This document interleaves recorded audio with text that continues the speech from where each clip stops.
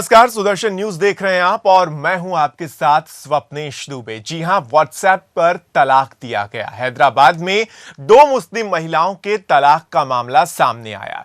दोनों महिलाओं के पति अमेरिका के न्यूयॉर्क में रहते हैं और वहां से ही उन दोनों ने अपनी अपनी पत्नियों को व्हाट्सएप और ईमेल पर तलाक दे दिया, जिसके बाद इन दोनों महिलाओं को उनके ससुराल वालों ने घर से भी निकाल दिया।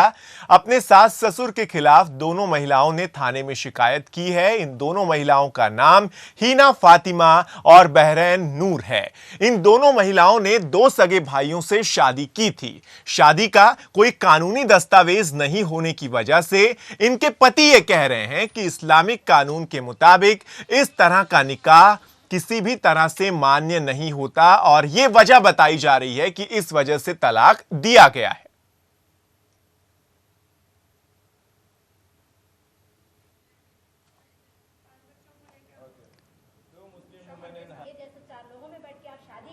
जी देखिए, मेरी शादी 8 फरवरी 2013 में हुई। मेरे को शादी ये बोल के करे थे कि मेरे को 6 महीने में हस्बैंड के साथ बाहर भेज देंगे। शादी के 4 महीने तक मेरे साथ हस्बैंड थे।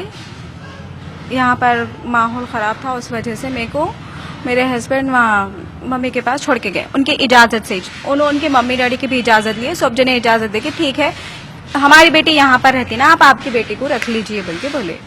अल्हम्दुलिल्लाह सब सही रहते करते कराते थे। जब सेकेंड टाइम उन्होंने यहाँ पर आए, 2 दिसंबर 2015 में आए।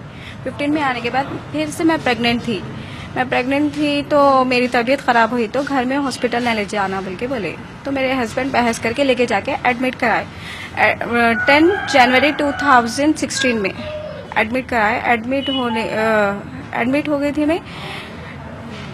वहाँ पर एडमिट करा के वापस आ गए उन्होंने। वापस आने के बाद जब मैं डिस्चार्ज होके यहाँ पर आई तो मेरे हस्बैंड कहीं पिकनिक पे गए बोल के मेरे फादर इन लॉ बोले मेरे को, और मेरा डिस्चार्ज कार्ड देख के बोले कि आपको बेड रेस्ट है, आप मम्मी के पास जाके बेड रेस्ट करिए।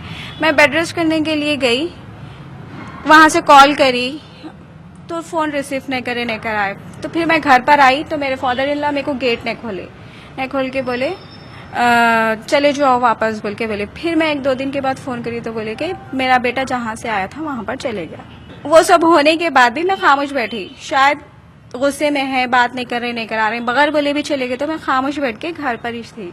मैं फ़ोन करी, फ़ोन रिसीव नहीं कर रहे यहाँ पर। तो फिर मम्मी लोग यहाँ पर घर पर आए तो हमारे ससुरे बोल रहे हैं कि आपकी बच्ची का डाइवोर्स हो गया, उनका बेटा भेज दिया बोल के बोले। तो मम्मी बोली मेरी बच्ची प्रेग्नेंट है, ये प्रेगनेंसी में तो डाइवोर्स होता नहीं, पहली बात बोल के बोले। तो नहीं हो गया सब, जाके आप फ़ज़ाए दफ्तर पे देख लीजिए बोल के बोले। फ़ज़ाए दफ्तर पे नहीं गए हम लोग, वहाँ पर गए कहाँ PS को जाके कंप्लेन कराए तो उन्होंने आके बोल रहे हो गया सब, छुड़ा दिए, कुछ भी नहीं है बोले। तो मैं ये चीज़ को एक्सेप्ट नहीं करती हूँ। बगैर बीवी की इजाज़त के, मतलब कि बीवी के सामने बोलना है, बीवी की कुछ गलती है, शौहर बीवी में लड़ाई हो गई, बीवी नाफरमानी कर रही, वो चीज़ पे आपको तलाक देना है। यहाँ पर ऐसी कुछ बात थी नहीं। तो आपके बीच में उनके बीच में कुछ लड़ाई नहीं कुछ वैसा नहीं, डिस्प्यूट कुछ था ही नहीं। मैं फ़ज़ाए दफ्तर पे गई थी, वहाँ पर बोले डाइवोर्स हो गया बोल के बोले। तो मैं वो चीज़ को एक्सेप्ट नहीं करी, जाके मैं PS में कंप्लेन कराई। तो हमारे ससुरे वो पेपर लेके आए थे जो फ़ज़ाए दफ्तर में था। तो वो चीज़ पुलिस वाली फ़ोटो लेके उसकी कॉपी करा के मेरे को दी। उसमें सिग्नेचर्स तक भी अलग है, जो क्या बोलते हैं आप, सियानामे पे और डाइवोर्स पेपर पे सिग्नेचर्स रहते ना, वो सिग्नेचर्स तक भी अलग है। मेरे हस्बैंड से मैं अभी तक कांटेक्ट में नहीं हूँ, उन्होंने बात नहीं करी। तो उन्होंने आके मेरे को बोलना छोड़ दिए बोल के। तो मैं ये चीज़ को एक्सेप्ट करूंगी। और शरीयत बोल रही अगर आप छोड़ भी दिए तो आपके बच्चों को, बीवी को आप कुछ पालना। तो आप क्या बोल के न्याय मांगेंगे? आप क्या ये मांगेंगे कि पुलिस वालों से कि आपको क्या न्याय मिलेगा? उन्होंने आना पहले, तो वहां से उन्होंने आने के बाद होएगा जो भी होएगा। जब तक तो मैं यहाँ से हलने वाली नहीं हूँ। उन्होंने आना, जिस तरीके से उन्होंने आके शादी करके गए थे ना, अब उन्होंने छोड़ भी दिए बोल रहे। तो आना, ये बच्चों को देखना, फ्यूचर बनाना, पूरा उनका फ्यूचर बना के करके जाना। दोनों की फैमिलीज बैठ के बात करें। उन्होंने 1 महीना बहुत मुश्किल से रखे मेरे को इधर हस्बैंड के साथ, फिर 1 महीने के बाद उनको भेज दिए वापस। बाद में वहाँ जाने के बाद उन्होंने बोल रहे हैं कि मेरे को दूसरी पसंद आ गई, वो लोग अच्छे हैं, वो लोग टोली चौकी में रहने वाले हैं, बच्ची बहुत अच्छी है, मेरे को उससे कर लेना है। बल्कि मेरे को जब स्टार्टिंग में 2 पिक्चर्स भेजे थे मेरे माँ बाप, मेरे को ये भेज रहे हैं मिल के, तो फिर मम्मी उन लोग बोले ऐसा कैसा करते बेटे, पहले बाबा आपके बोले 6 महीने में भेज देते बच्ची, आप मेरी जबरदस्ती पढ़ाई रुका के शादी करे उन लोग, मतलब इन लॉज मेरे, हम पढ़ा लेते बच्ची को शादी के बाद, आप बेफिक्र रहिए, हम दोनों ही रहते ना, उन्हें जाके पढ़ लेके भी आ सकते हैं, ऐसा बोले। शादी के बाद घर में ही रहते ना नन उनके शौहर के साथ। शौहर जब दुबई में थे तो ना ये हरकतें कर रहे थे घर में। बाद में तो उसके 6-7 महीने के बाद मेरे को मैसेज में आया कि तलाक तलाक तलाक, एवरीथिंग इज फिनिश नाउ, ऐसे मैसेजेस आए। फिर उसके बाद से मैं बात ही करना बंद कर दिया उनसे, बिना वजह के। ये मेरी थोड़ी ना फॉल्ट है, बिना वजह के व्हाट्सएप में बोल दे रही। फिर यहाँ पे बाहर मैं हमारे रिश्तेदारों को भेज के मालूम करे तो खासियाँ बोले कि हाँ हो जाता, व्हाट्सएप में मैसेज कर दिए ना हो जाता, आजकल यही चल रहा। बोल रहे हैं कि हो गया तलाक बोल के। फिर उसके बाद में वो नहीं मानने के बाद उन्होंने घर पे नोटिस भेजे मेरे को, घर पे नोटिस भेज के बोल रहे हैं कि हो गया। तो मैं वहां से पोस्ट वाले आए तो उनको वापस भेज दिए। फिर घर पे आए, हम घर पे आके पूछे कि क्या हुआ, वजह क्या है। बोलते तो कौन आप लगा, नहीं पहचानते, चले जाओ यहाँ से, हो गया तलाक, बच्चा हमारा दे दिया, अब यहाँ से कोई भी मतलब नहीं है। अनिया बोलते क्या है मेरी बच्ची का क्या होगा, उन्होंने आना यहाँ पे, जिस तरीके से मेरी बच्ची की इज्जत से उन्होंने शादी करे उस तरीके से यहाँ पे आना, उन्होंने आके 4 लोगों में बैठ के मेरी बच्ची को डिवोर्स देना, और ये 2 बच्चों का, ये मेरी बच्ची का क्या है पूरा उसका करके उन्होंने वो करना शरीयत के हिसाब से।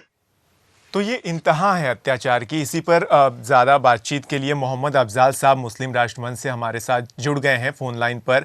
अफजाल साहब, मैं आपसे यही समझना चाहूँगा, 8 मार्च को महिला दिवस हम मनाने जा रहे हैं और जिस तरह से महिलाओं पर अत्याचार एक के बाद एक देखने को मिल रहा है, आप इस पर क्या कहेंगे और क्या कहेंगे उन धर्मगुरुओं को, उन मुस्लिम धर्मगुरुओं को जो लगातार ट्रिपल तलाक की पैरवी करते रहते हैं और इस तरह के अत्याचारों को आगे बढ़ाते रहते हैं? देखिए, ये सबसे बड़े दुख की बात है हमारे मुल्क के लिए और हमारी कम्युनिटी के लिए, और हमारी कम्युनिटी के उन लोगों के लिए और हमारे उन उलमाओं के लिए जिन्होंने इस तरह का ये रवैया कर रखा है। इससे आज अगर उनकी माँ बहन बेटी के साथ ऐसा होगा तब वो क्या करेंगे। आज ये हम क्यों नहीं सोचते, ये जो जुल्म हो रहा है, हमारी बहन बेटी है और उसके साथ इस तरह का जुल्म हो रहा है, तो उसको हमें देखना पड़ेगा कि ये जो रवैया अख्तियार कर रखा है। अब मैंने ये सुना वो बच्ची जिसकी तलाक हुई है वो गर्भवती है, हामला है। अगर इस हालात में तो उसका पूरा, अगर इनके हिसाब से भी अगर तलाक जब तक के नहीं होती, जब तक के वो बच्ची जो है ना, वो गर्भ उसका, वो जो है ना, जब उसका बच्चा जब तक पैदा ना हो जाए। बिल्कुल मोहम्मद अफजाल साहब, इसी पर मैं आपसे समझने की कोशिश करूंगा कि ये कैसी क्रूरता है जो लगातार बढ़ती चली जा रही है। प्रेग्नेंट पत्नी को भी सीधे तौर पर तलाक दिया जा रहा है। आप बने रहिए हमारे साथ, एक छोटे से ब्रेक के लिए यहां पर हम रुक रहे हैं।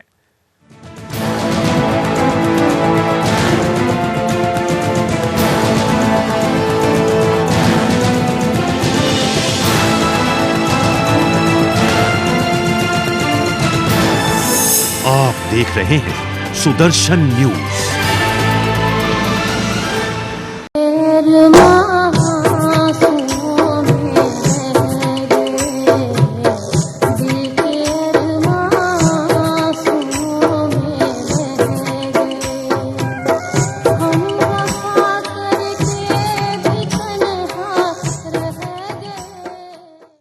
ब्रेक के बाद स्वागत है आपका। हम ट्रिपल तलाक की क्रूरता को लेकर बात कर रहे हैं, किस तरह से ट्रिपल तलाक लगातार आगे बढ़ता ही जा रहा है, इसका प्रभाव जो है वो बढ़ता जा रहा है और अत्याचार की जो सीमाएं हैं वो लांघती जा रही हैं।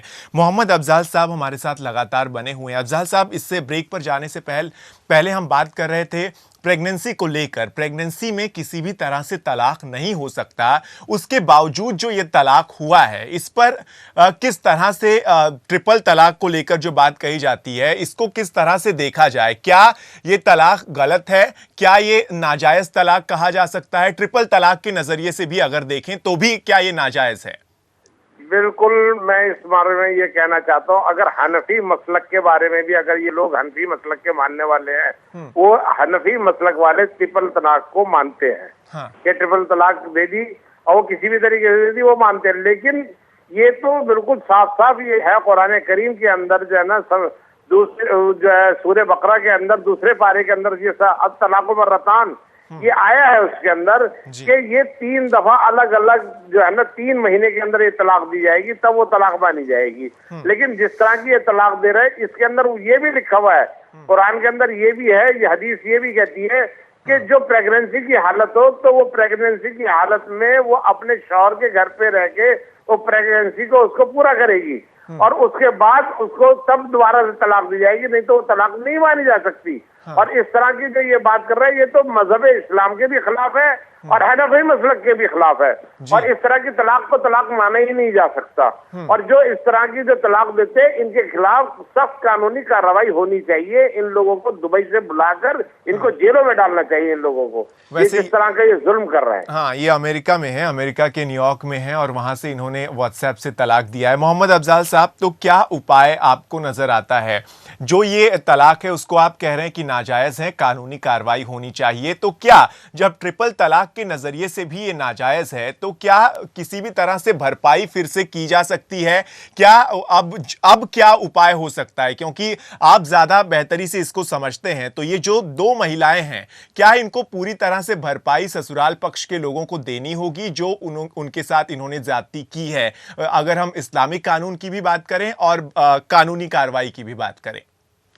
जिस तरह से ये तलाक दी जा रही है ये मजहब इस्लाम का सबसे वो कहते हैं तलाक बिद्दत है, सबसे बुरा, अल्लाह के नजदीक भी बुरा, नबी के नजदीक भी बुरा।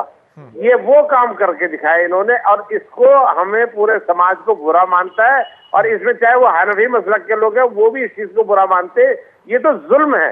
हाँ। ये तलाक नहीं है, जुल्म है और इसकी भरपाई जो है ना यही हो सकती है कि इसको जो है ना ये क्योंकि तलाक सामने नहीं दी गई है और लोगों के सामने नहीं दी गई है और सिर्फ व्हाट्सएप से दी गई है। हाँ। तो इस पे ऐसा नहीं है कि तलाक ये तलाक मानी जाएगी।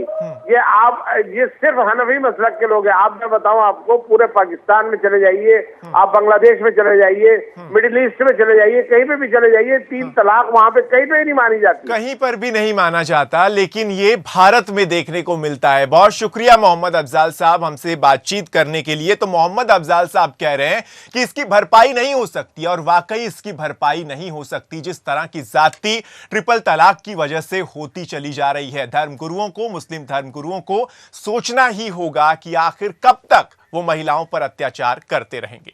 फिलहाल इतना ही, दीजिए इजाजत। जय हिंद।